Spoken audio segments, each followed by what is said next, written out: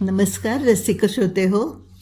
आपण दैत्यालय ही ऋषिकेश गुप्ते यांची दीर्घ कथा किंवा ते म्हणतात त्याप्रमाणे कादंबरिका, लघु कादंबरी आपण वाचत आहोत. ह्याचे 2 भाग झाले आहेत. आज आपण तिसरा आणि अंतिम भाग ऐकणार आहोत. माधव देशपांडे यांनी आर्ट गॅलरीमध्ये खोतांची चित्र पाहिली आणि ते थेट जंगलवाडीतील डाकबंगल्यावर पोचले. कृष्णाजीने नाराजीनेच त्यांचं स्वागत केलं. माधव देशपांडे यांनी खोतांच्या खोलीतील संदुकीमधील प्रत्येक वस्तूचं निरीक्षण केलं. इथपर्यंत आपण दुसऱ्या भागामध्ये वाचलं, म्हणजे तुम्ही ऐकलत. आता पुढे काय झालं ते ऐकूया. कथेचं शीर्षक आहे दैत्यालय. लेखक ऋषिकेश गुप्ते आणि कथासंग्रहाचं नाव आहे. ह्या संग्रहामध्ये 2च कथा आहेत, दीर्घ कथा आहेत. ह्या कथासंग्रहाचं नाव पण दैत्यालय हेच आहे. ऐकूया. त्यानंतर मी फार वेळ घालवला नाही. ज्या अर्थी खोतांनी आणि त्यानंतर या दोघांनीही ही चित्र रंगवण्याचा प्रयत्न केला होता, त्या अर्थी चित्रातलं ते ठिकाण जवळपास कुठेतरी असण्याची शक्यता होती. धोपटे किंवा जीन पॉलची चित्र ह्या खोतांच्या चित्रांच्या नकला असाव्यात असं मला तरी वाटत नव्हतं.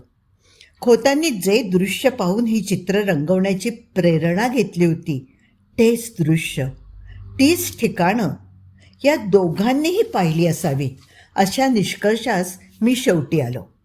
पुन्हा मला एक गोष्ट खटकू लागली होती. जर पोपटही या साऱ्यातून गेला होता तर त्याने काढलेली चित्र ही कुठेतरी असायला हवी होती.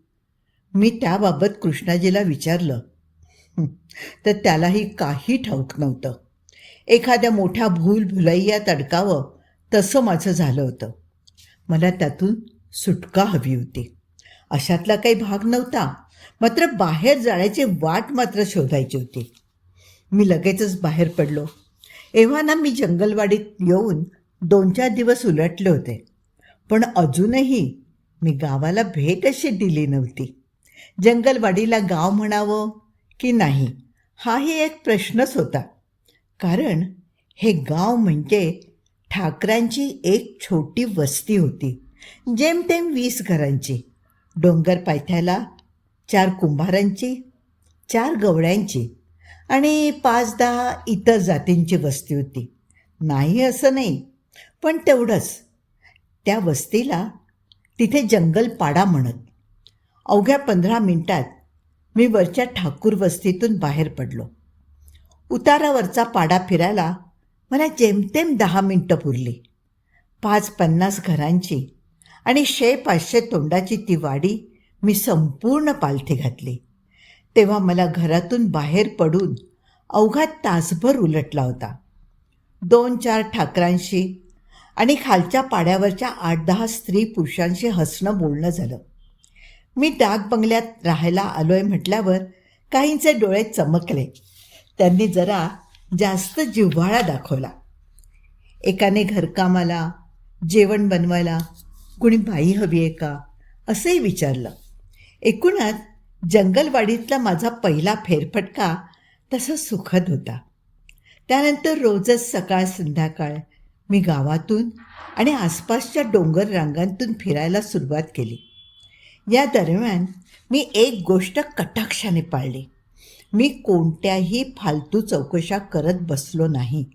सकाळी नाश्ता झाला की गळ्यात कॅमेरा अडकवायचा आणि बाहेर पडायचं. दुपारी जेवणाच्या सुमारास बंगल्यावर परतायचं. संध्याकाळचा चहा झाला की पुन्हा बाहेर. या भटकंतीत काही लोकांशी गप्पा व्हायच्या. पाड्यावर 1-2घांकडे चहाही झाला. एकूण इथली माणसं संधी साधू पण प्रेमळ होती. जंगलवाडीच्या पूर्वेला उतरून गेलं की खंडाळ्याहून पुढे मुंबईकडे जाणारी रेल्वे लाईन लागायची.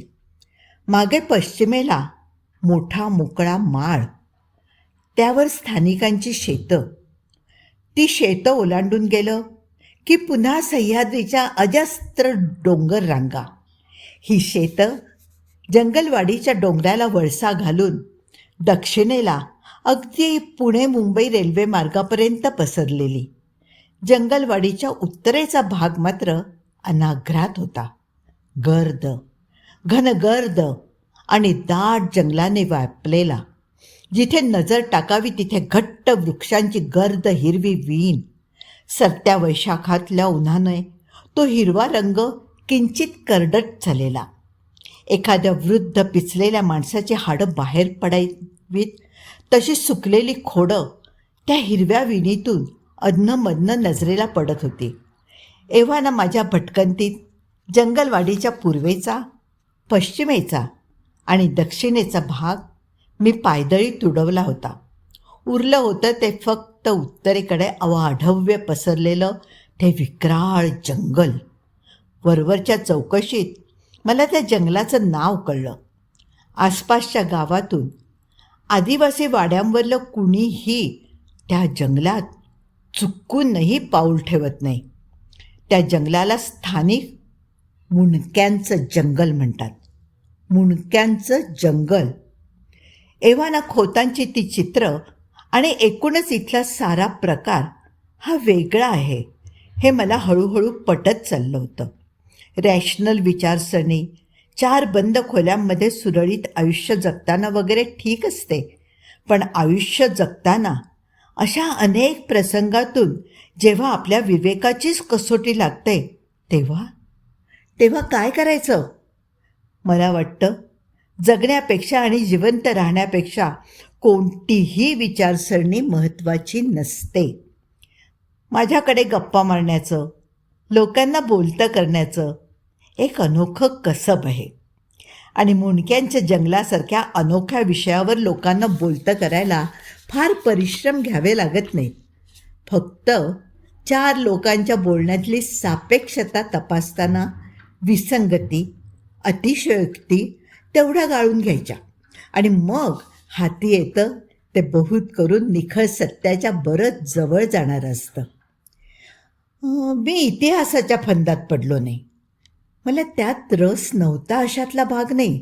पण इतिहास हाही व्यक्तिसापेक्ष असतो असं माझं स्वतःचं मत. तोही पिढ्यानपिढ्या ओष्ठकर्ण माध्यमातून वाहत आलेला. त्यातून हाती जे येतं त्यात सत्य कमी, मिथ्यच जास्त असतं. ज्या ज्या जागांविषयी अशा नाना वदंता असतात तिथे कुणी ना कुणी जातंच. जंगलवाडीतही अशी माणसं मला सापडली. फक्त ती आज जिवंत नव्हती. त्या जंगलात थोडं आतवर घुसून पुन्हा मागे फिरणारी माणसं आजही होती, पण जंगलाच्या आत खोल गर्भात जाऊन माघारी फिरणारी माणसं मात्र आज हयात नव्हती. जी माणसं आतवर गेली ती परतताना सोबत काहीतरी घेऊन आली. बहुधा वेडसरपणाच. आत्महत्या करून आयुष्य संपण्यापूर्वी त्यातल्या काहींनी स्वतःचे डोळे फोडून घेतले, काहींनी हाताची बोटं छाटून टाकली, तर काहींनी तर स्वतःची जीभ कापली.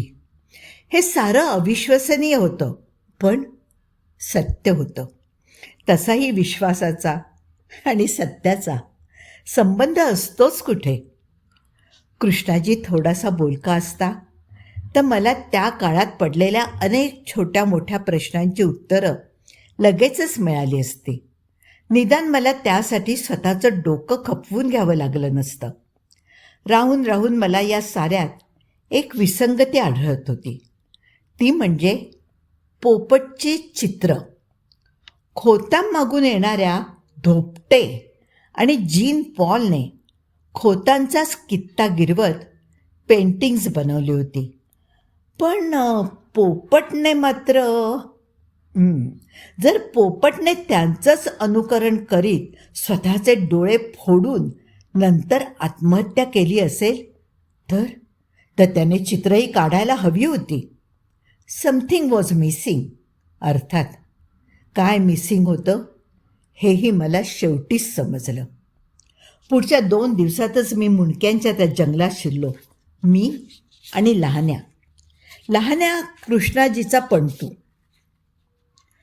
तो तिकडे लोणावळ्यात त्याच्या आईवडिलांसोबत राहायचा. सुट्टीत म्हणून इथे राहायला आलेला. तसं पाहता मी ज्या दिवशी प्रथम जंगलवाडीत आलो त्या दिवसापासून लहान्या बंगल्यावरच होता. पण त्याचं अस्तित्व एवढं न जाणवण्यासारखं होतं की माझ्याकडून त्याची दखल अशी कधी घेतलीच गेली नाही. हळूहळू मला चहा आणून दे, जेवण आणून दे अशा गोष्टीतून तो माझ्यासमोर येऊ लागला. मला माणसांशी मग त्यांचं वय काही का असेना मैत्री करायला वेळ लागत नाही. लहानही माझा जवळपास मित्रच झाला. एक अबोल पण घट्ट धाग्याने बांधलेली मैत्री. पण त्याला मुंडक्यांच्या त्या जंगलात मात्र मी सोबत नेलं नाही.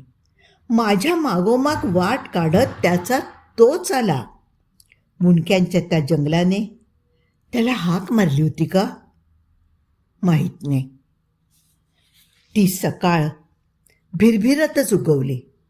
रात्री छान झोप झालेली, निस्वप्न झोप. सकाळी उठलो तेव्हा मन स्वच्छ होतं, स्वच्छ, नितळ आणि विचारमुक्त. स्वच्छ आणि नितळ मनही किती धोकादायक असू शकतं हे मला सर्वप्रथम त्या दिवशी कळलं. अर्थात त्या दिवसानंतर मन स्वच्छ आणि नितळ असं कधी राहिलंच नाही. मला सकाळचा चहा देऊन कृष्णाजी लोणावळ्यात बाजारहाटीसाठी गेलेला. आंघोळ उरकून मी जेव्हा तयार झालो तेव्हा दिवस माझ्यासमोर एखाद्या लांबलचक अजगरासारखा सुस्त पडलेला. अचानक मनात मुंडक्यांच्या त्या जंगलात जाण्याचा विचार आला आणि मी लगेचच गरजेचं सामान, पाण्याची बाटली, कॅमेरा वगैरे सॅकमध्ये भरून तयार झालो. माझ्या मागोमाग लहान्याही बाहेर पडला. 1-2दा मी त्याला माघारी परतण्याविषयी सुचवलं, पण नुसताच मच्चूळ हसला. एकदा तर मी त्याला दरडावलंही, पण त्याच्या त्या गप्प हसण्यासमोर माझं दटावणं फिक्कं पडलं बहुधा. त्यानंतर दिवसभर एखाद्या पाळीव कुत्र्यासारखा लहान्या माझ्या मागे पुढे होता, अगदी त्या गुहेत शिरेपर्यंत. आम्ही घराबाहेर पडलो तेव्हा सकाळचे 8:30 वाजले होते. उन्हाने अंगाला चटका द्यायला सुरुवात केली होती. डाक बंगल्यापासून कच्च्या सडकेने मी ठाकऱ्यांच्या वस्तीशी आलो. त्या वस्तीला वळसा घालून मागे एक पायवाट खाली उतरत होती. त्या पायवाटेला लागलो. उतार तीव्र नव्हता, पण उतरायला कठीण होता. मी हातापायांची कसरत करत, तोल सावरत खाली जात राहिलो. दोन्ही बाजूंनी मातीचे वृक्षहीन टेकाडं आणि मधून वाट काढत खाली जाणारा उतार. मध्येच कुठेतरी डाव्या बाजूला मातीच्या त्या टेकाड्याच्या खोबणीत शेंदूर फासलेला मोठा दगड दिसला. सभोवताली 2-4 झेंडे लावलेले, नारळाच्या कवट्या आणि कोंबडीची काही पिसंही इतस्ततः पसरलेली. एकूणात दगडाला शेंदूर फासून बनवलेला तो जो कुणी देव तिथे होता, त्या देवाला कोंबड्या बकऱ्यांचे बळी देण्याची प्रथा इथे असावी असं दिसत होतं. मी क्षणभर तिथे रेंगाळलो. आपण एखाद्या सीमारेषेवर उभे आहोत, वेशीवर उभे आहोत अशी अस्पष्ट अशी जाणीव मनाला स्पर्शून गेली. या पुढचं विश्व जणू वेगळंच असणार होतं, आपल्या नेहमीच्या ज्ञात विश्वापेक्षा वेगळं. ज्ञात मिती, दिशा आणि सृष्टीनियमांच्या चाकोरीत न बसणारं. सभोवताली हळूवार वारे व्हायला सुरुवात झाली होती. ग्रीष्मातले ते उष्ण वारे अंग प्रत्यंगाला स्पर्शत पुढे वाहत होते. वाहता वाहता धुळीचे लोट उडवीत होते. तो क्षण मोठा विलक्षण होता. मन ओल्या कापडाने स्वच्छ पुसून घेतलेल्या पाटीप्रमाणे कोरं झालेलं, कोरं, काळं आणि नितळ. तरीही मन नाणेफेकीसाठी उडवलेल्या नाण्यासारखं भिरभिरत होतं. मग तो एक नेमका निर्णायक क्षण आला आणि मी पाऊल पुढे टाकत खाली उतरायला सुरुवात केली. अगदी 2-4 पावलं पुढे जातो न जातो तोच मला जाणवलं. पुढचा रस्ता स्वच्छ नव्हता. पायवाट, कच्चा रस्ता, मग तो किती का दुरवस्थेत असेना, त्यालाही स्वतःचं असं एक अस्तित्व असतं. माणसाचं, पशुपक्ष्यांचे पदस्पर्श त्यास कायम होत असतात. पण आता त्या वाटेने काहीसं वेगळंच रूप धारण केलेलं. जमिनीतून वर आलेले दगडी उंचवटे, खाच खळगे, मधूनच उगवलेल्या तृण वनस्पती, यामुळे ती वाट आता दुस्तर बनू लागली होती. दोन्ही बाजूंनी एखाद्या शस्त्रधारी सैनिकाप्रमाणे सोबत चालणारी ती मातीची टेकाडं आता हळूहळू रूप बदलू लागली होती. त्या टेकाडांनी झाडांचे, वृक्षराईंचे, वनस्पतींचे एक अस्तर धारण करायला सुरुवात केली होती. सभोवताली हिरवा निसर्ग बहरला होता. का कुणास ठाऊक, पण ती हिरवाई मला अस्वस्थ करत होती. उतार हळूहळू कमी होत गेला.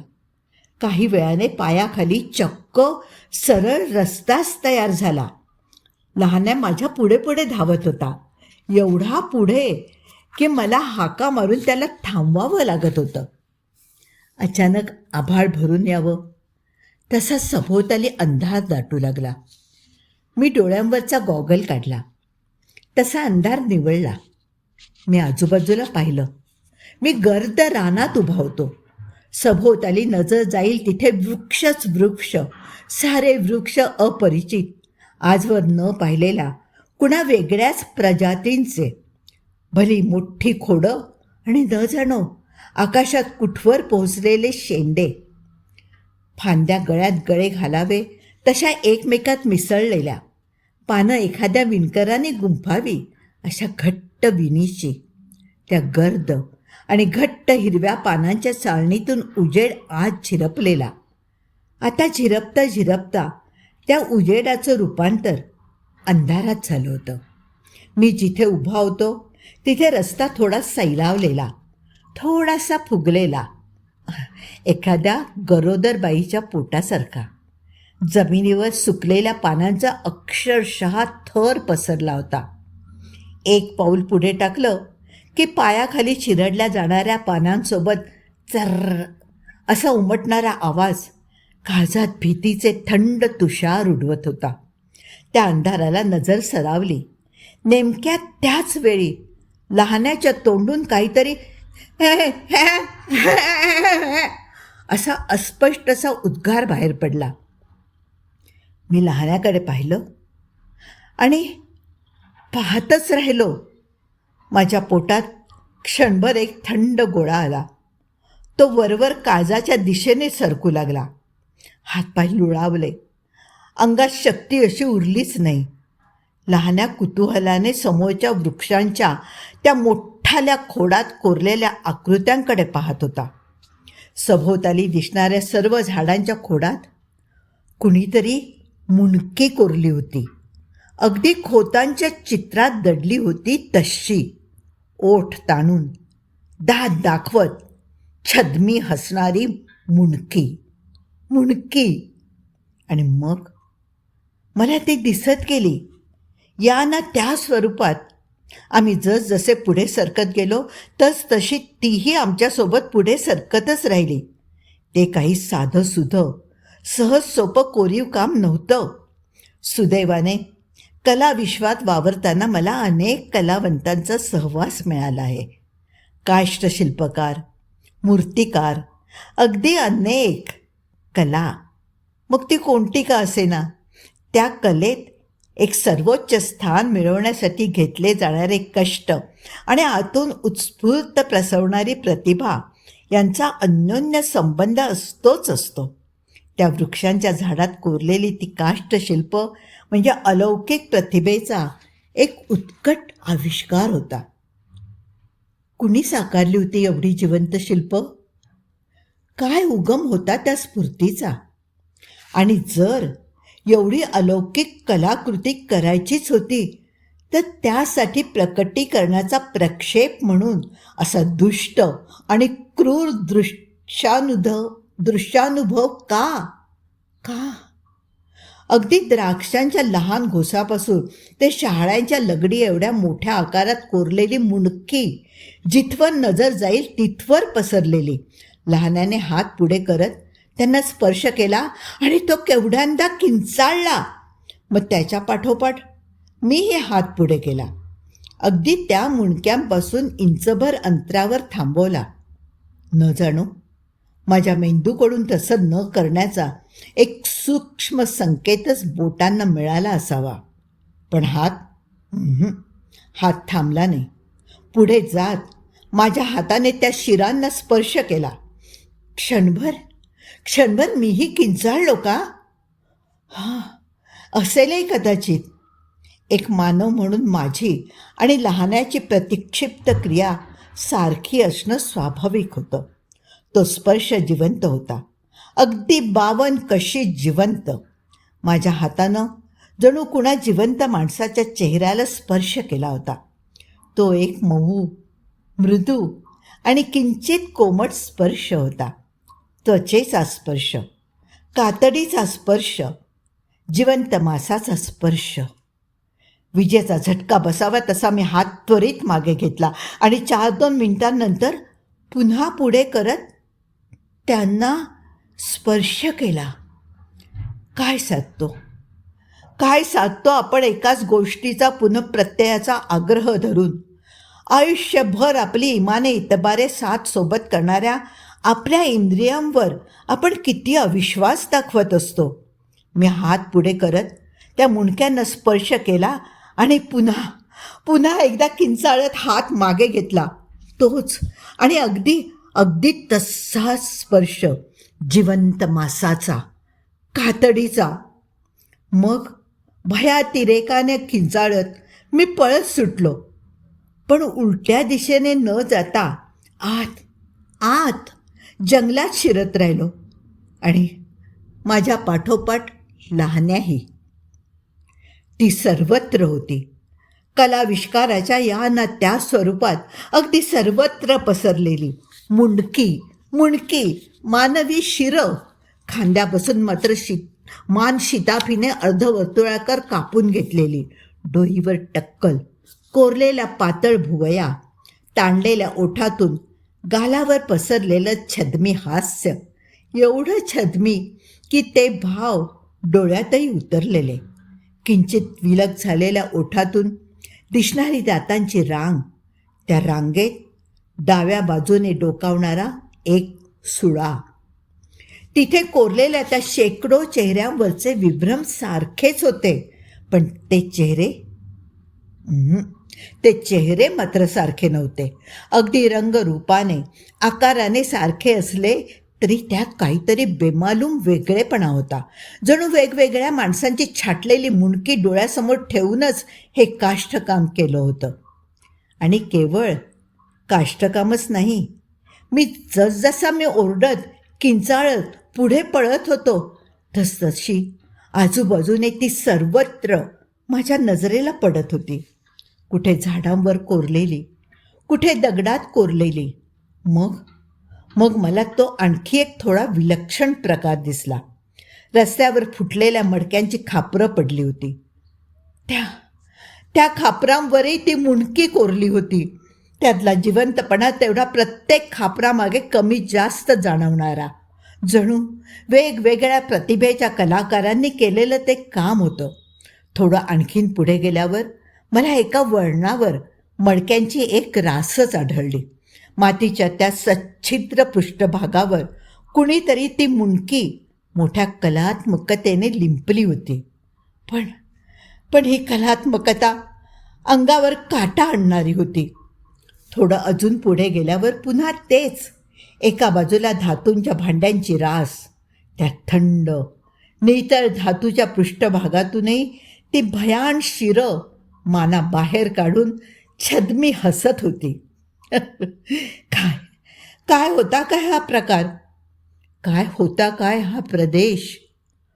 कुणाचे होते हे कलाविष्कार? मनाला प्रश्न पडत होते आणि तेच प्रश्न मला पुढे पाऊल टाकण्यास भाग पाडत होते. मगाशी भान हरपून धावत पळत सुटलेला मी आता अगदी धीम्या गतीने चालत होतो. कोळ्याने शिताफीने हा हा म्हणता म्हणता आपलं जाळं विणावं तसं कुणीतरी वेगाने माझ्या भोवती एक कोश गुंफत होतं आणि त्या कोशाच्या प्रत्येक तंतूतून ती शिरं आपले ओठ ताणत माझ्याकडे पाहत छद्मी हसत होती. सभोवताचं जंगल विरळ होत गेलं.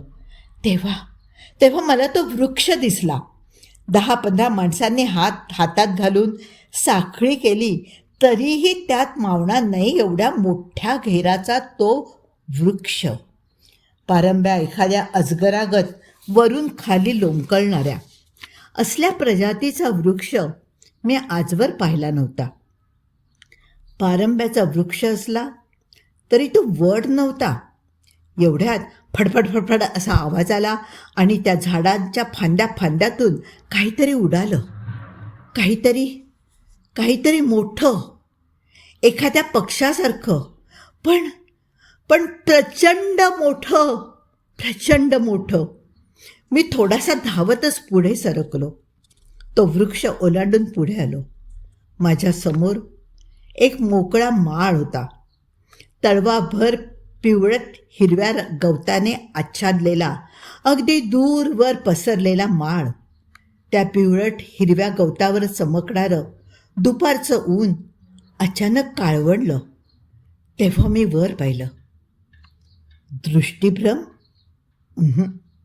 नाही, पण डोळ्यांवर विश्वास तरी कसा ठेवावा? निळसर पांढरट आभाळाला आपल्या अजस्र पंखांनी व्यापणारा असा तो पक्षी वर उडत चालला होता. 2-4 मोठे हत्ती एका गाठोड्यात बांधून त्याचं मुटकुळं केल्यास ते जेवढं मोठं होईल तेवढा मोठा आकार होता त्या पक्षाचा. स्वतःच्या डोळ्यांवर विश्वास बसला नाही तेव्हा मी लहान्याकडे पाहिलं. तोही अनिमिष नेत्रांनी त्या पक्षालाच न्याहाळत होता. त्याच्या चेहऱ्यावरचे त्या क्षणीचे भाव मोठेच विलक्षण होते. त्याच्या डोळ्यात कुतूहल, भीती आणि नवल या साऱ्यांचं एक अनोखं मिश्रण दाटलं होतं. तो पक्षी वरवर उडत गेला. एवढा वर की काही काळाने दिसेनासा झाला. मी सॅकमधून पाण्याची बाटली काढली आणि घशाला लावत घटाघटा अर्धी रिकामी केली. उरलेलं पाणी लहान्या प्याला. इथून मागे परतण्यात काहीच अर्थ नव्हता. या साऱ्या प्रकारामागे काही गूढ असेल आणि ते उकळण्यासाठी मला माझे प्राणही गमवावे लागले असते तरी हरकत नव्हती. शेवटी मानवी आयुष्य कुतूहल शमवण्यापोटीच तर खर्च होतं, हो ना? तो प्रदेश अनाघ्रात वाटत होता. आजवर कुणीही न पाहिलेला, कुणाही माणसाच्या पायाचा स्पर्श न झालेला. अर्थात तसं नव्हतं. या आधीही इथे माणसं आली होती, खोतांसारखी, पोपटसारखी, जीन पॉलसारखी. किती वेळ चाललो कुणास ठाऊक. डोक्यावर सूर्य तळपू लागला होता. पायाखालच्या गवतालाही धुमारे फुटलेले, अशी उष्णता सर्व दूर पसरलेली. माझ्या डोक्यावरची हॅट मी लहानाला देऊ केली, पण त्याने मानेनेच नाही म्हणत ती नाकारली. शेवटी एकदाचा तो माळ संपला. तळवाभर वाढलेलं ते हिरवट पिवळं गवत खुरटं होत होत अगदी नामशेष झालं. आमच्यासमोर एक अजस्त्र पर्वत उभा होता.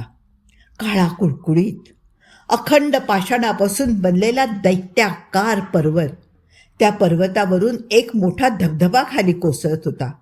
खोतांच्या चित्रमालिकेतलं अजून एक दृश्य मी याची देही याची डोळा पाहत होतो.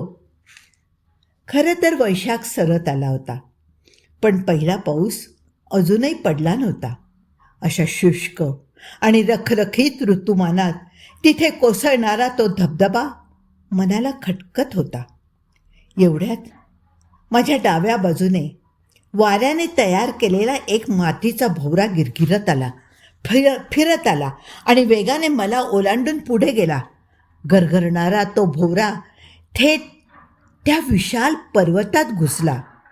मला काही कळायच्या आतच पुन्हा एका अगम्य भाषेत किंचाळत लहान्या दोन्ही हात वर करून त्या भोवऱ्यामागे धावत गेला. त्या कुळकुळीत अखंड पाषाण पर्वताशी तो भोवरा काही काळ रेंगाळला आणि आत घुसत नाहीसा झाला. आणि आणि त्या भोवऱ्या मागोमाग लहान्याही नाहीसा झाला. क्षणभर काय कळावं मला कळेच ना. सूर्य डोक्यावर आलेला, त्या पाषाण पर्वताची टोकडी बुटकी सावली पायथ्याशी येऊन संपलेली. पण तेवढा सावलीचा भागही भयाण अंधारा वाटत होता. मी वेगाने 4 पावलं टाकत पुढे झालो. त्या पर्वताच्या सावलीत शिरलो. सावली अंधारीच नव्हती तर थंडही होती. मी मागे वळून पाहिलं. त्या थंड अंधाऱ्या छायेच्या सीमेपलीकडे हिरवट पिवळ्या गवताचा तो माळ सुस्त पडून होता. सभोवताल कमालीचा शांत. आवाज असा कसलाही नव्हताच. अजागळासारखा वाहणारा वारा तेवढा होता, पण त्याचा अंग प्रत्यंगाला होणारा कोमट स्पर्श शहारे आणत होता. मघापर्यंत सोबतीला लहान्या का असेना, पण कुणीतरी होतं. आता मात्र त्या अनोळखी प्रदेशात मी एकटाच होतो.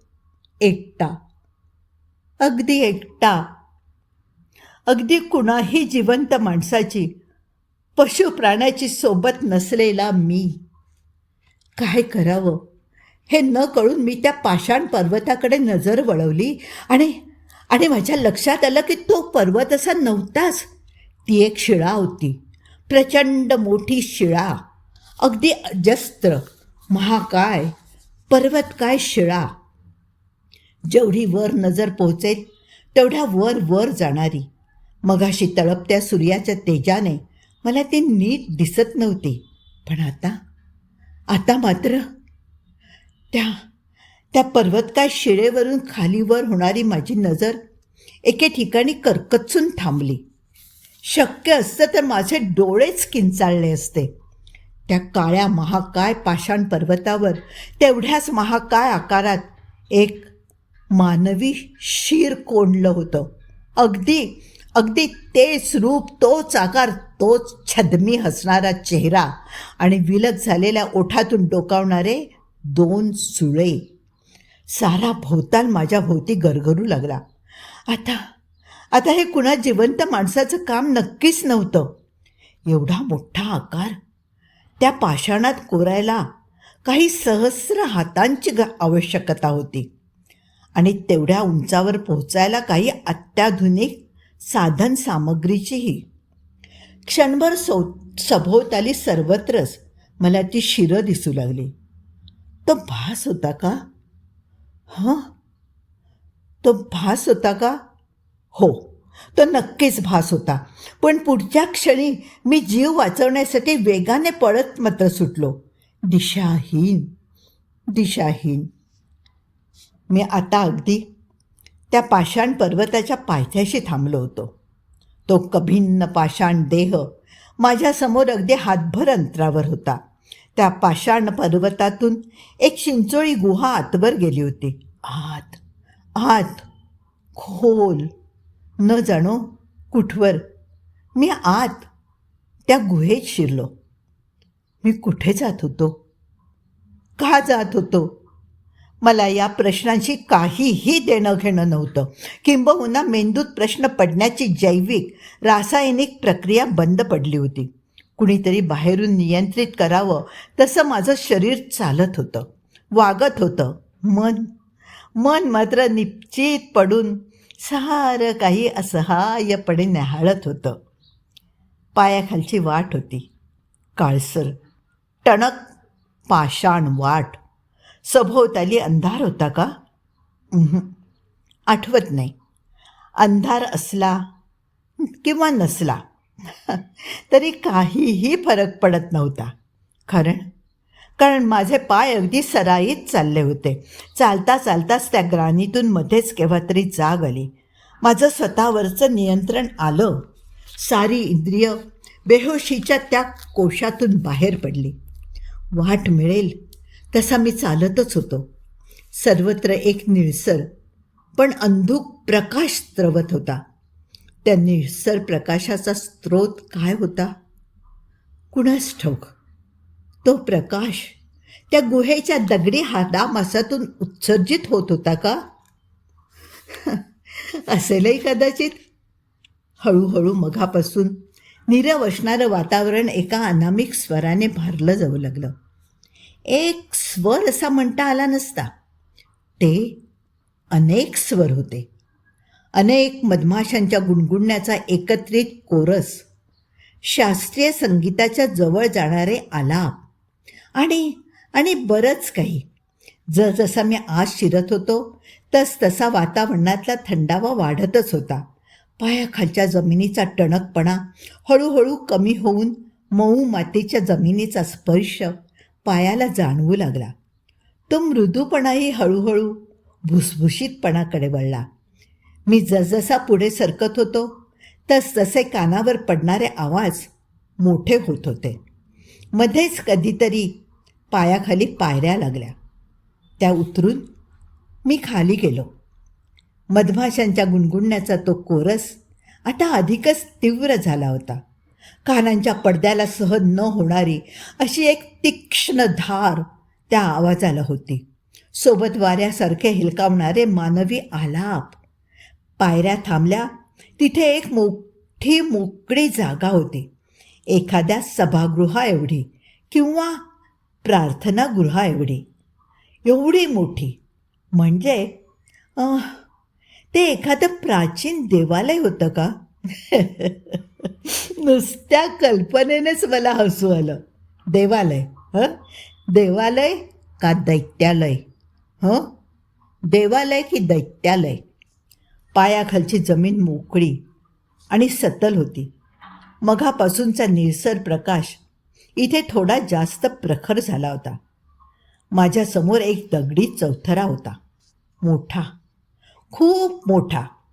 त्या चौथऱ्यासमोर दगडी भिंतीत अगदी 4-5 पुरुष उंच एवढं मोठं मानवी शिर कोरलं होतं. अगदी हुबेहूब जे मला मघापासूनच्या माझ्या प्रवासात सतत दिसत होतं तसंच, खोतांच्या चित्रातून जाणवलं होतं अगदी तसंच. पण थोडा फरक होता. दगडी भिंतीत कोरलेलं ते शिर इतर शिरांप्रमाणे, मुंडक्यांप्रमाणे ओठ ताणून छद्मी हसत नव्हतं. ते दात विचकत खदाखदा हसत होतं आणि दगडी भिंतीत कोरलेल्या त्या शिरासमोरच्या त्या चौथऱ्यावर लहान्या उभा होता. असंख्य जळवा एका वेळी शरीराला चिकटाव्यात तशी भीती माझ्या सर्वांगाला डसली.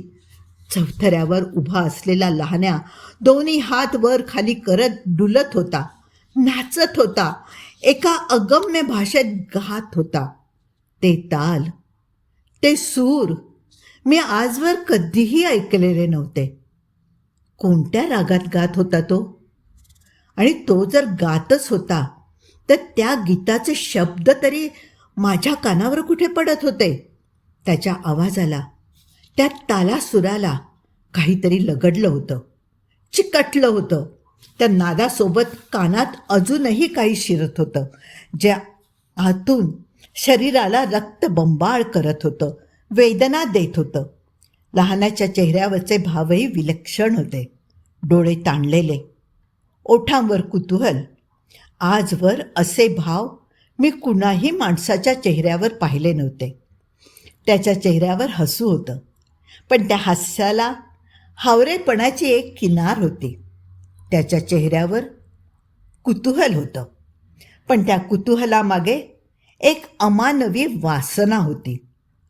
मधमाशांचा घुंग घुंग आवाज वाढला, अजूनच वाढला. काही कळायच्या आतच समोरच्या भिंतीतल्या त्या दगडी शिराच्या उघड्या तोंडातून मघाशी माळावर पाहिलेला तो मातीचा भोवरा गरगरत बाहेर पडला.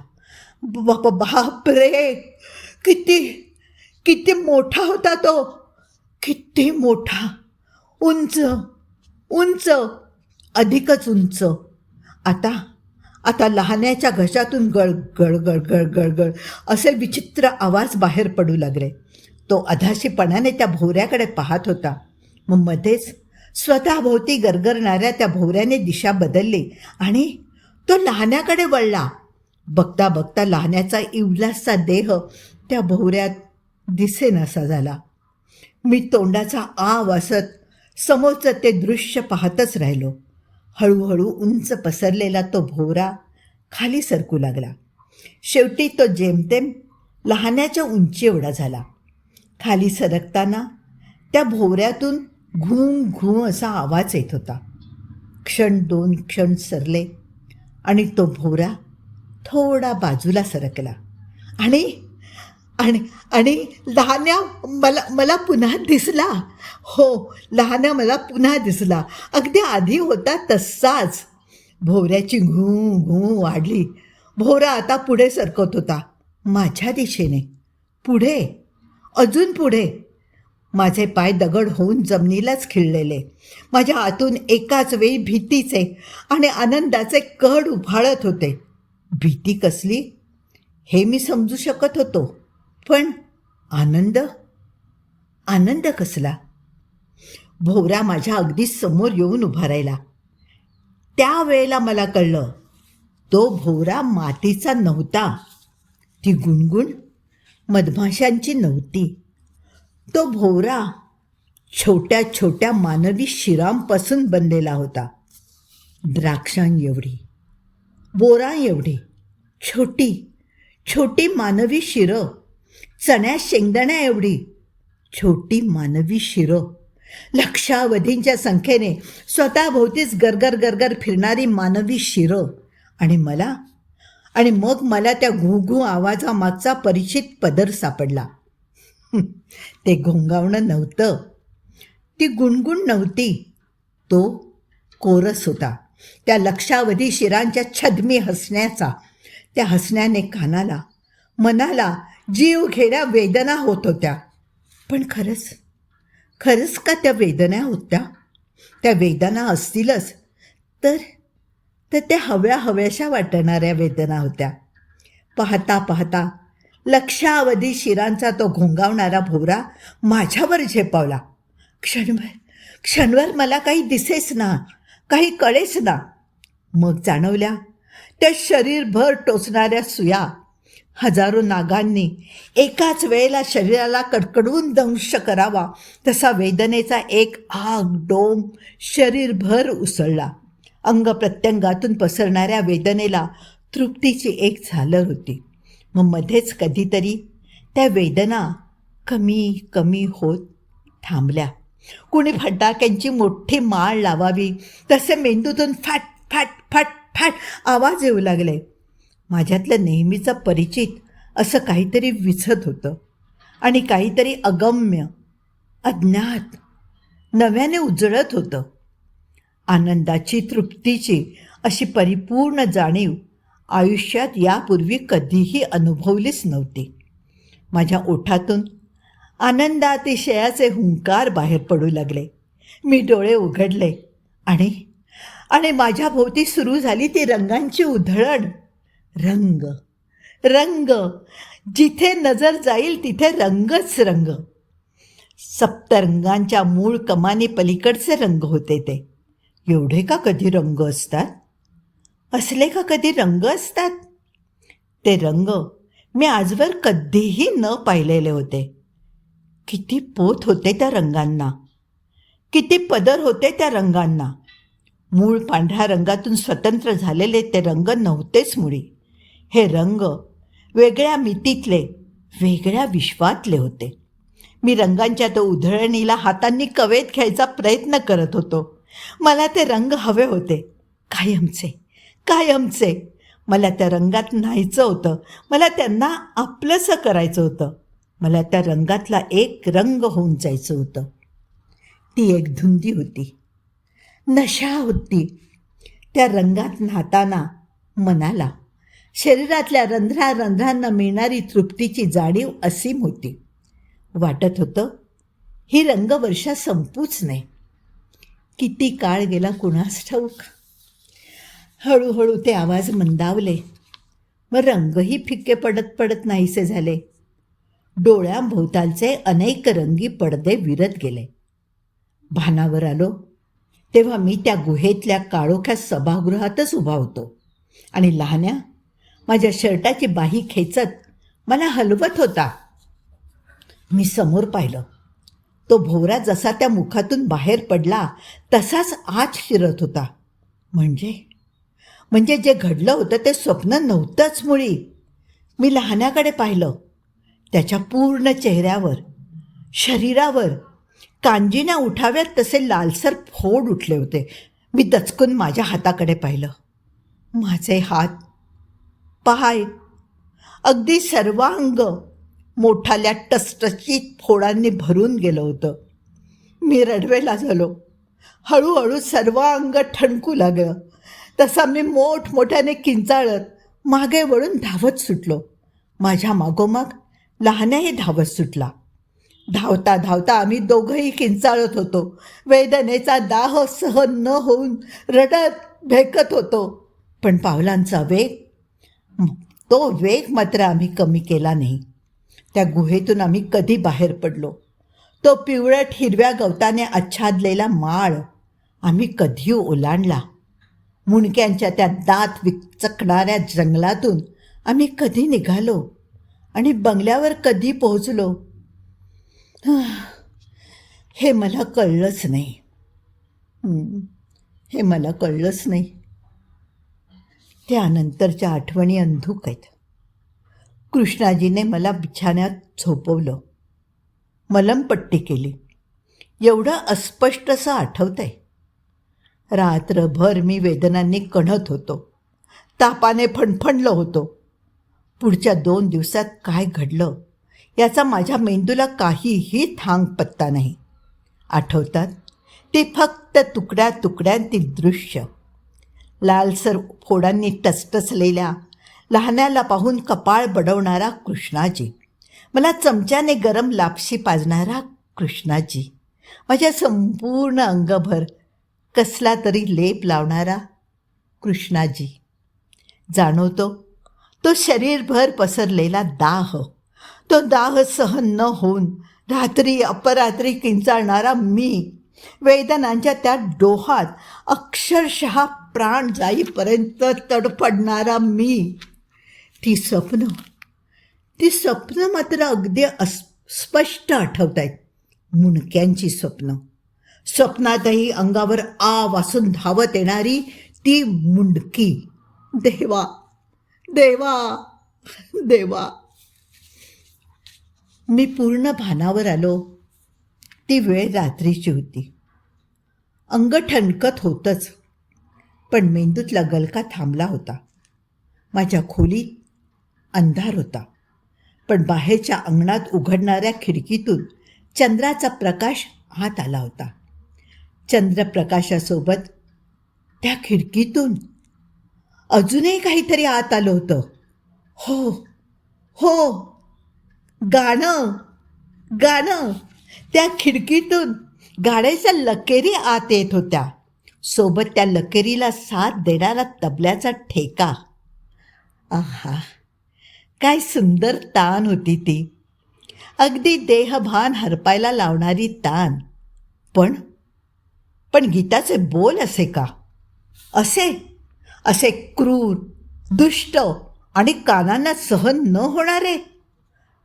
रगत सांडावं सांडावं, रगत सांडावं सांडावं, रगत सांडावं सांडावं, रगत लावते ऐसी चटक, रगत लावते ऐसी चटक, रगत सांडावं रगत सांडावं देवाच्या अंगणी, रगत सांडावं देवाच्या अंगणी, रगत सांडावं रगत सांडावं, रगत सांडावं सांडावं.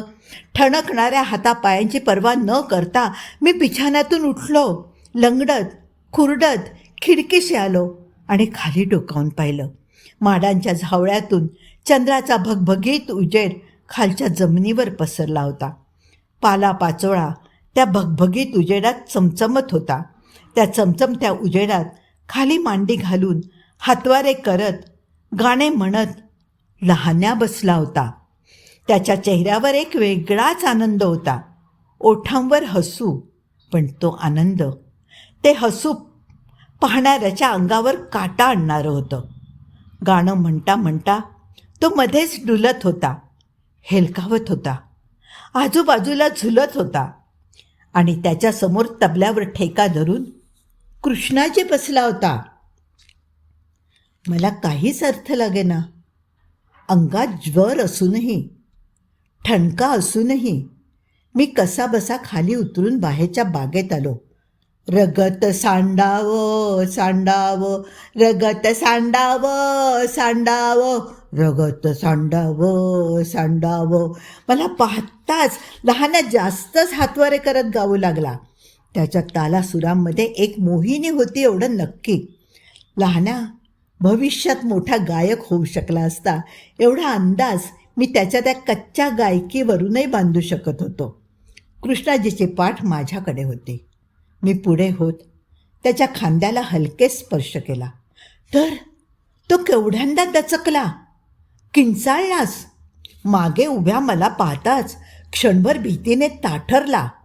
मग पुढच्या क्षणी माझ्या पुढे लोटांगण घालत ढसाढसा रडू लागला.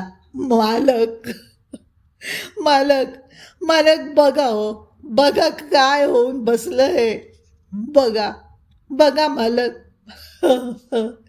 काय जबाब देऊ माझ्या आईबापाला, काय जबाब देऊ मी आता ह्याच्या आईबापाला? सांगा सांगा, काय होऊन बसलं. मला काही कळेच ना. कृष्णाजी माझ्यासमोर धाय मोकलून रडत होता आणि मी निरुत्तर. एवढ्यात लहान्या गुराढोरांसारखा हंबरल्यागत किंचाळू लागला. त्या किंचाळण्यात एक आक्रोश होता, दाह होता. कृष्णाजीने लागली स्वतःला सावरलं आणि त्याने पुन्हा तबल्यावर ठेका धरला. कृष्णाजीचा तबला वाजू लागला आणि इकडे लहान्याचं ओरडणं, किंचाळणं थांबलं. तो पुन्हा गाऊ लागला.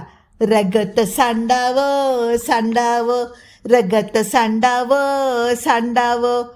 कसलाच अर्थबोध न झालेला माझ्यासमोर रात्रीचा तो अंधार घरघर फिरू लागला. डायरी लिहिण्याच्या निमित्ताने सर्व काही आठवताना डोळ्यासमोर उभे राहतात ते आठवणींचे तुकडे. त्यात सुसूत्रता नसते.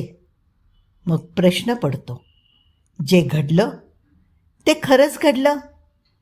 जे घडतंय ते खरंच घडतंय? माझ्या आतून काहीतरी आचके देतंय अशी जाणीव सर्वप्रथम मला होऊ लागली. ती दुसऱ्या दिवशी सकाळी.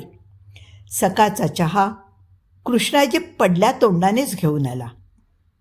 पोर पोर खुळ्यागत गाणी बोलतंय, ऐकायचं नावच घेत नाही आहे, कृष्णाजी सांगू लागला. मालक मालक, काहीतरी करा, काहीतरी करा, वाचवा वाचवा त्या पोराला. रात्री लहान्याचं गाणं मी ऐकलं होतं. त्याच्यात एक प्रतिभा दडलेली होती हे निश्चित. पुढे मागे तो नक्कीच मोठा गायक बनला असता. मी कृष्णाजीला तसं म्हणालोही. कृष्णाजी, त्याच्यात मोठा गायक बनण्याची चिन्ह मला दिसत आहेत. कृष्णाजी क्षणभर माझ्याकडे पाहतच राहिला. त्याच्या चेहऱ्यावर आश्चर्य होतं, भीती होती, एक संचित होतं. त्याचं पुढचं वाक्य ऐकताच त्याच्या चेहऱ्यावरचे सारे भाव बहुधा माझ्या चेहऱ्यावर उमटले असावेत. मालक मालक, या पोराला पडजीभ नाही. हे पोरगं जन्मापासून मूक आहे. आयुष्यात त्याच्या तोंडून कधी एक शब्द फुटला नाही. आणि परवा त्या जंगलातनं आल्यापासनं येड्यावानी गाणीच बोलतंय. माझ्या अंगावर एक चरचरी शहारा उमटला. रात्रीचे 12:30 वाजलेत. मी हे सारं लिहित बसलोय. खालच्या दिवाणखान्यात लहान्या गातोय. आता त्याच्या तालांना, सुरांना एक वेगळीच धार आली आहे. अलौकिक प्रतिभेच्या गायकांना 10-10 वर्ष रियाज करून जे जमत नाही ते लहान्याला गेल्या 15 दिवसात साध्य झालंय. जी पेंटिंग्स पूर्ण करायला एरवी अभिजात कलावंताला वर्ष लागली असती ती मी गेल्या 4 दिवसात पूर्ण केले. आणखी एक, जे शब्द कागदावर उतरवायला सामान्य माणसाला उजेडाची आवश्यकता असते ते शब्द मी डोळ्यांवर काळ्या कापडाची पट्टी घट्ट बांधून लिहित बसलोय. कळतंय का काही? येतंय का डोक्यात? मला सर्व काही कळतंय. अगदी नीट उलगडा झालाय या साऱ्याचा. पण अजूनही स्वतःवर विश्वास मात्र बसत नाही. घटनांनी जास्त विचित्र आणि क्लिष्ट रूप धारण केलं ते पुढच्याच 2-4 दिवसात. आधी सुरुवात झाली ती उजेडामुळे, डोळे झोंबण्याने. एव्हाना माझ्या अंगावरच्या त्या दंशाच्या खुणा विरळ होऊ लागल्या. लालसर फोड खाली बसले होते. अगदीच निरखून पाहिल्यावर त्वचेवर पुरळ आल्यासारखं तेवढं जाणवायचं. एव्हाना मी शुद्धही चांगली धरली होती. विचारात कुशाग्रता नाही, पण सुसूत्रता यायला लागली होती. पाय मोकळे करायला म्हणून एके दिवशी सकाळीच बाहेर पडलो. अंगणातल्या उन्हात आलो आणि डोळ्यात जणू कोणी मिरचीपूड टाकावी असा वेदनांचा कल्लोळ उठला. तीव्र भगभगीत प्रकाशाच्या पडद्यामुळे मला सभोवतालचं काहीही दिसेना. तसाच डोळ्यांवर हात धरत किंचाळत मी आत आलो. आत येता येता धडपडलो. एवढ्यात कृष्णाजीने मागून आधार दिला आणि दिवाणखान्यातल्या सोफ्यावर बसवलं. माझ्या सभोवताली अंधार होता. आता हे कसं सांगू? काय असते व्याख्या अंधाराची? काळोखाचा काळा पडदा का असा एक दृश्यानुभव जो वस्तूंचे सभोवतालचे ज्ञात आकार, प्रक्षेप मनपटलावरून अंधुक करतो, नाहीसे करतो? माझ्या डोळ्यांसमोर अंधार होता, पण या अंधाराचा पडदा काळा नव्हता. माझ्या डोळ्यासमोरचा अंधार पिवळट भगभगीत होता.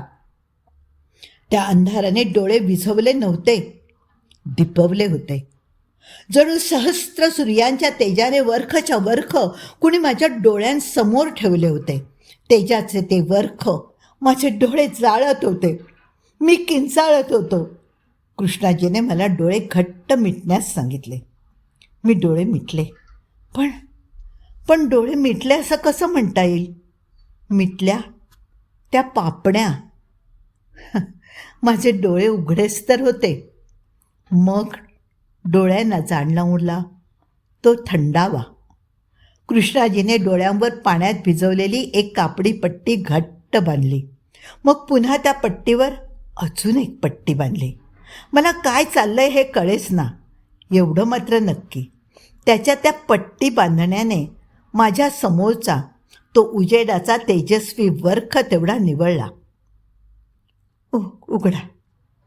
उघडा डोळे, कृष्णाजी थरथरत्या आवाजात म्हणाला. मी डोळे उघडले. डोळे उघडणे म्हणजे तरी काय? डोळे उघडणे म्हणजे काय? मेंदूने मनाला समोरचं पाहण्याची दिलेली आज्ञाच ना. त्या बंद कापडी पट्टी आड बांधलेले माझे 2 डोळे मी उघडले. त्या घट्ट कापडी वस्त्राने खरखचून जाय बंदी केलेले माझे 2 डोळे मी उघडले. पापण्या मिटलेल्याच होत्या, पण तरीही डोळे उघडले. मला समोरचं अगदी स्पष्ट दिसत होतं. स्पष्ट. खरं तर इथे ही उपमा चुकीची आहे, पण डोळ्यांवर पट्टी बांधूनही मला समोरचं सारं काही सूर्यप्रकाश एवढं स्पष्ट आणि लखलखीत दिसत होतं. पण हे झालं 10 दिवसांपूर्वीचं. तेव्हा मला दिवसा उजेडीच डोळ्यांवर पट्टी बांधावी लागायची. आता आता रात्रीही बांधावी लागते. कृष्णाजी म्हणतो की दंशकालाचा हा मधला टप्पा. पुढच्या टप्प्यात म्हणे डोळे फोडूनच घ्यावे लागतात. दंशकाल दंशकाल हा माझा शब्द, कृष्णाजीचा नाही. दंशकाल. कधी कधी शब्दही कसे मनात अचूक तयार होत असतात. खरं तर या साऱ्या गोष्टींवर विचार करत बसायला फुरसतच नव्हती. डोळ्यांवर पट्टी बांधून मी घरातून अगदी मोकळेपणाने चालत होतो, वावरत होतो. बराच काळ आश्चर्य वाटण्यात गेला. अगदी मन हर्षभरीत झालं. पण दुपारनंतर अस्वस्थपणाच्या छायेने मन व्यापून टाकलं. जसा दिवस सरू लागला तशी दृष्टी अंधुक होऊ लागली. मग कधीतरी मी डोळ्यांवरची पट्टी हलकेच काढली. पापण्या उघडल्या. दिवस अजूनही संपला नव्हता, पण बाहेर स्मशान शांतता होती, रात्रीची शांतता. आणि हो, रातकिडेही ओरडू लागलेले. या सर्व प्रकाराविषयी मला कृष्णाजीशी बोलायचं होतं, पण तो तिकडे लहानाच्या गाण्याला तबल्याचा ठेका धरून होता. कृष्णाजीचा हात मिनिटभर थांबायचा अवकाश की लहान्या किंचाळायला लागायचा, एवढ्या मोठ्याने की भीतीने समोरच्याचा प्राणच जावा. या साऱ्या प्रकारामागचं गूढ मला उकललं. पण त्यासाठी आणखीन 4 दिवस जावे लागले. पण हे 4 दिवस भयाण होते. खोतांच्या खोलीची खिडकी अगदी लाकडी पट्ट्या खिळे ठोकून का बंद केली होती यामागचं कारण मला उमगलं. पहाटेचा कोवळा संधीप्रकाश आत आला आणि मी किंचाळत उठलो. डोळ्यांसमोर पुन्हा एकदा कुणीतरी उजेडाचा तो जळता निखारा धरला होता. कसंबसं धडपडत डोळ्यांवर काळी कापडी पट्टी चढवली आणि उजेडाच्या त्या निखाऱ्यावर किंचित राग धरल्यासारखी झाली. सकाळचा चहा मी डोळ्यांवर पट्टी बांधूनच घेतला. चहा पितानाच ती मुंडकी मला सर्वप्रथम दिसली. असंख्य शेकडो सहस्र शिरं कपातल्या त्या चहात हिंकळत होती. मी किंचाळत चहाचा कपच फेकून दिला. आणि मग हे रोजचंच झालं. जिथे पाहावं तिथे आजकाल मला ही मुंडकी, ही शिरं दिसतात. कधी ती भिंतींच्या खपल्यांमधनं डोकावतात, कधी भाताच्या शितांमधून. एकदा तर पाणी तापवण्याच्या बंबातून बाहेर पडणाऱ्या वाफेतून येताना ती मला दिसली. सूक्ष्म, अतिसूक्ष्म, अगदी वाफेच्या एकेका रेणू एवढी. ती नुसती दिसत नाहीत, ती माझ्याकडे बघून हसतात. अगदी क्रूर हसतात. त्यांच्या हसण्यातही एक वासना असते. त्यांच्या दिसण्याची नेमकी अशी एक वेळ नाही. कधीही अचानक, अगदी ध्यानी मनी नसताना ते प्रकटतात. मग आतून, अगदी खूप आतून काहीतरी आचके देऊ लागतं. काय असतात आपल्या आत? काय असतं अगदी खूप आत? काय असतो आपला गाभा? आत्मा, जनुक, त्याहूनही पलीकडचं असं काहीतरी अभिजात, जिथे अस्तित्वाचा उगम असतो असं काहीतरी. ती शिरं दिसतात तेव्हा मला हातात ब्रश घ्यायला भाग पडतात. मग मी चित्र रंगवू लागतो. अगदी मिळेल त्या माध्यमावर, भिंतींवर, वहीवर. कॅनव्हास तर मी सोबत आणलेच नव्हते. पुढच्याच दिवशी मी कृष्णाजीला पुण्याला पाठवलं. पुण्याहून तो बरेच कॅनव्हास आणि एक चांगलासा रेकॉर्डर आणि होम थिएटर सिस्टीम घेऊन आला.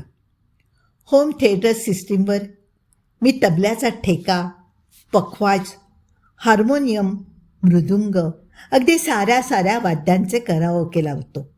आणि मग लहान्या त्याच्या खोलीत बसून दिवस दिवस गात राहतो. सतत 45 तास तहान भूक विसरून गाणं हा त्याचा आजवरचा विक्रम आहे. तो अजूनही पुढे गात राहिला असता, पण मध्येच वीज गेली, सिस्टीम बंद झाली आणि मग तो नाईलाजाने गायचा थांबला. 2 दिवसांपूर्वीच मला माझ्याच खोलीच्या छोट्या माळ्यावर पोपटचा हँडीकॅम आणि लॅपटॉप सापडला. चार्जिंग केल्यावर तो चालूही झाला.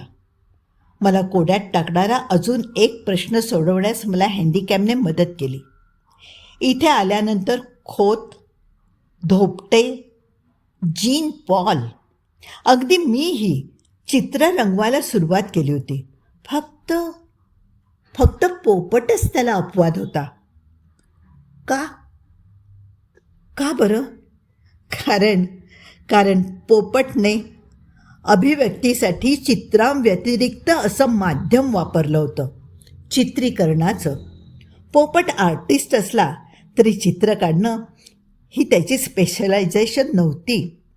त्याची स्पेशलायझेशन होती ती फोटोग्राफी, सिनेमॅटोग्राफी.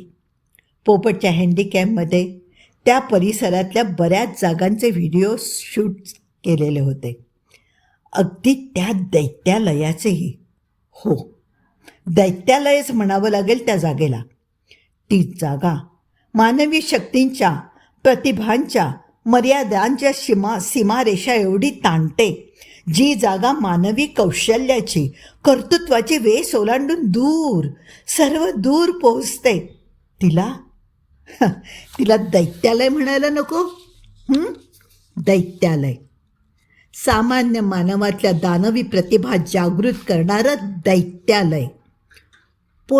पोपटच्या हँडीकॅममध्ये त्या साऱ्या जागांचं चित्रीकरण होतं, मोठ्या खुबीने, कलात्मकतेने केलेलं. प्रत्येक चित्रीकरण अद्भुत होतं. कॅमेऱ्याच्या नानाविध कोनातून छाया, पडछाया, उजेड, प्रकाशाचा एक अनोखा खेळ त्या चित्रीकरणातून डोळ्यांना सुखावत होता. मुंडक्यांचं ते जंगल, तो राक्षसी वृक्ष, तो हिरवट पिवळा माळ, तो पाषाण पर्वत, ती गुहा आणि त्या गुहेतलं ते सैतानालय, दैत्यालय. आजवर त्या दैत्यालयाने किती बळी घेतले असतील ठाऊक नाही. ते दैत्यालय तिथे कधीपासून अस्तित्वात आहे ठाऊक नाही. त्याची स्थापना कोणी केली, का केली ठाऊक नाही. ते अस्तित्वात कसं आलं, का आलं ठाऊक नाही. निसर्गाने सर्वच प्रश्नांची उत्तरं एवढ्या साध्या सोप्या स्वरूपात मांडली असती तर माणूस निसर्गापेक्षा मोठा असता. पण अनुभवांच्या शिदोरीवरून घडलेल्या घटनांच्या अनुभवावरून ठोकताळे मांडत, अनुमानं बांधत आणि आकडेमोड करत मानवाने आज ही प्रगती साध्य केली आहे. तर्क आणि अनुमान या मानवी कुतूहलाच्या उत्तर प्रेरणा. काय आहे ही जागा? काय करते ही जागा? माझी स्वतःची काही अनुमानं आहेत. ही जागा मूळ मानवी प्रतिभेला एक धक्का देते, जागं करते. खोत, धोपटे, जीन, पॉल, पोपट, मी, आम्ही सारेच मुळातले कलावंत. आम्ही त्या जागी पोहोचल्यावर काय झालं? आमच्यातल्या कलेला एक नवा आयाम मिळाला. धोपटे, जीन पॉल आणि मग खोत असा प्रतिभेचा चढता क्रम धरला तर धोपटेची मूळ मर्यादित प्रतिभा अधिक उंचावली. जीन पॉलच्याही कक्षा रुंदावल्या आणि खोतांची अलौकिक प्रतिभा तर अक्षरशः भीती वाटावी इतपत अधिक बहरली. आणि हे फक्त चित्रकलेपुरतं मर्यादित नाही. या जागेने लहानामधली गायनाची सुप्त बीजं जागृत केली. एवढी जागृत केली की त्या बीजांना अंकुर फुटावे यासाठी त्याला जन्मतः नसलेली जीभही फुटली. त्या शिरांनी जेव्हा मला लहान्याला कडकडून दंश केला तेव्हा आम्हाला एक प्रकारचा विषाणू संसर्गच झाला का? एक असा विषाणू ज्याने मानवी कला जनुकं वर्ग प्रमाणात विस्तारत नेली आणि जेव्हा ती एका मर्यादेबाहेर वाढली तेव्हा तेव्हा तेव्हा खोत, जीन पॉल आणि पोपटसारख्यांना हा देह त्यागावा लागला. रिचर्ड डॉकिन्स म्हणतो त्याप्रमाणे मानवी देह म्हणजे या साऱ्या जनुकांना पिढ्यानपिढ्या वाहून नेणारा एक संरक्षक डबाच असतो की. मुंडक्यांच्या त्या जंगलात सर्वत्र पसरलेली ती फुटकी मडकी काय होती ती? काय होती? मातीकला अवगत असणाऱ्या कुंभारांच्याच उंचावलेल्या कलेचा तर तो आविष्कार नव्हता ना.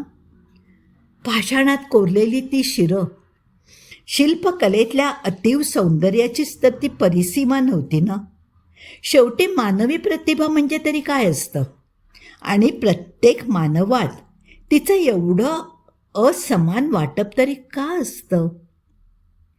एका नेमक्या मर्यादेनंतर कला, प्रतिभा दैवी होत असेल, पण अशाही काही सीमारेषा असतील ना की ज्या ओलांडल्यावर प्रतिभा राक्षसी बनत असेल.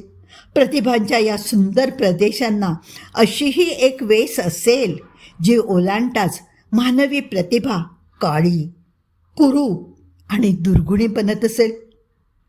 ही जागा ही अशीच एक जागा आहे. ते दैत्यालय प्रतिभेला उच्च कोटीला पोहोचवतं आणि तिथून सुरू होतो तो उतार. मग खोतांची प्रकटीकरणाच्या बाबतीत अप्राप्य वाटणारी चित्रही मनाला टोचू लागतात, विषारी नागासारखी दंश करतात. हे दैत्यालय आपल्याला पराकोटीचं देतं किंवा पराकोटीच्याही पलीकडलं. कृष्णाजीने मला नंतर सांगितलेल्या गोष्टी थोड्या पूर्वी सांगितल्या असत्या तरी पुढे घडणाऱ्या गोष्टी बदलल्या असत्या का? नाही, निश्चितच नाही. मी तिथे गेलो कारण माझ्यातल्या कलावंताला खोतांच्या कलाविष्काराची मुळं शोधायची होती.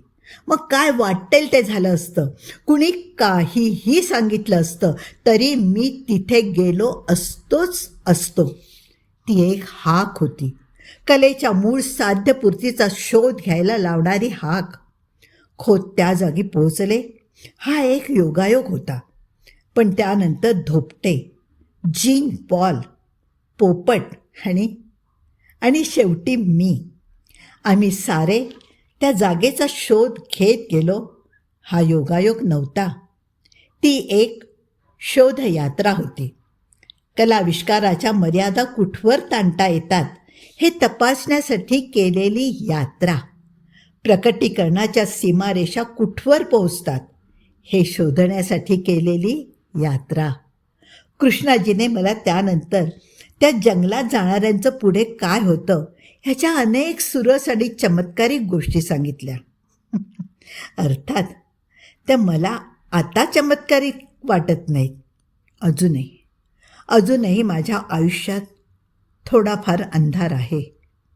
रात्री डोळ्यांवर 4 काळ्या पट्ट्या बांधल्या की अजूनही झोप लागते. रंग गडद होऊ लागलेत, पण अजूनही माझ्या आयुष्यात लाल रंग लालच आहे. न म्हणायला काळा रंग तेवढा निवळलाय, तो किंचित धुरकट झालाय.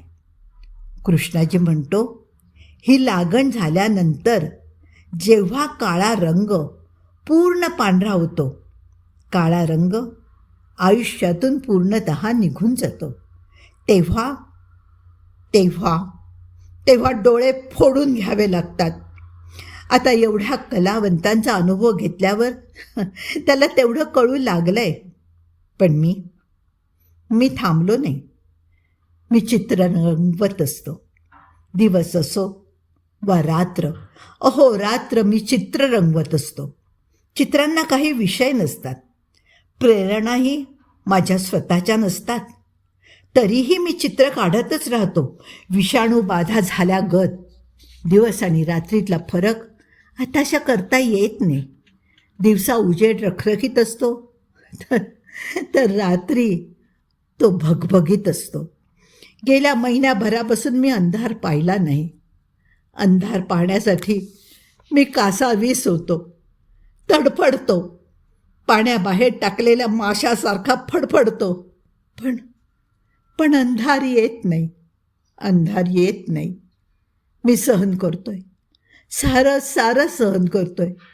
पण कधीतरी कधीतरी हे सारं असह्य होईल. तेव्हा काय करायचं हे मी ठरवून ठेवलंय. खोतांनी ज्या ब्रशने आपले डोळे फोडून घेतले तो ब्रश अजूनही खोतांच्या खोलीत आहे. पण ती वेळ यायला अजून थोडा वेळ आहे. तोवर मी हे सारं लिहून काढणार. हे सारं लिहून झालं की मी ते पुण्याला पाठवणार. अगदी माझ्या आणि खोतांच्या चित्रांसकट वर्ल्ड आर्ट गॅलरीत या साऱ्या चित्रांचं प्रदर्शन भरेल अशी व्यवस्था मी केली आहे. अगदी धोपटे, जीन पॉल, खोत माझ्या सकट अगदी साऱ्यांच्याच चित्रांचं प्रदर्शन. ही चित्र तुम्हाला पाहायला मिळतील आणि ही डायरी तुम्हाला वाचायला मिळेल. कदाचित आत्ता या क्षणी तुम्ही ते वाचतही असाल. तुमच्या हाडामासांमध्ये जर सच्चा कलावंत असेल तर तुम्ही या चित्रांचा शोध घेत याल आणि तुम्ही तसे याच. इथल्या त्या दैत्यालयाला भेट द्याच. इथे येणं अगदी सोपं आहे. हे बघा, पुण्याहून मुंबईला जाणारी ट्रेन खंडाळा सोडल्यानंतर मंकी हिलपाशी थांबते. तिथे बिनदिक्कत उतरायचं. कुणालाही जंगलवाडीचा पत्ता विचारायचा. जंगलवाडीच्या उत्तरेलाच आहे हे दैत्यालय. अर्थात त्या दैत्यालयाला भेट देण्याआधी तुम्हाला ही सारी चित्र नीट पाहायला हवीत. ही चित्र तुम्हाला अस्वस्थ करतील. ही चित्र तुम्हाला आव्हान देतील. तुमच्यातल्या कलावंताला ललकारतील. ही ललकार तुमच्या प्रतिभेला असेल. हे आव्हान तुमच्यातील कलावंताच्या अभिमानाला असेल. ही चित्र पाहून तुम्हाला प्रश्न पडेल, अगदी जीन पॉल दिमित्रीला पडला ना तसा. Who is the artist? The one with brush in his hands or the canvas? Who is the real artist? आणि मग त्या दैत्यालयापर्यंत पोहोचण्यापासून तुम्हाला साक्षात ईश्वरही रोखू शकत नाही.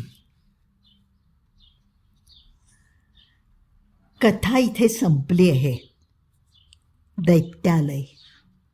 लेखक ऋषिकेश गुप्ते. कथा संपूर्ण झाली आहे. पुन्हा भेटूया नव्या कथेसह.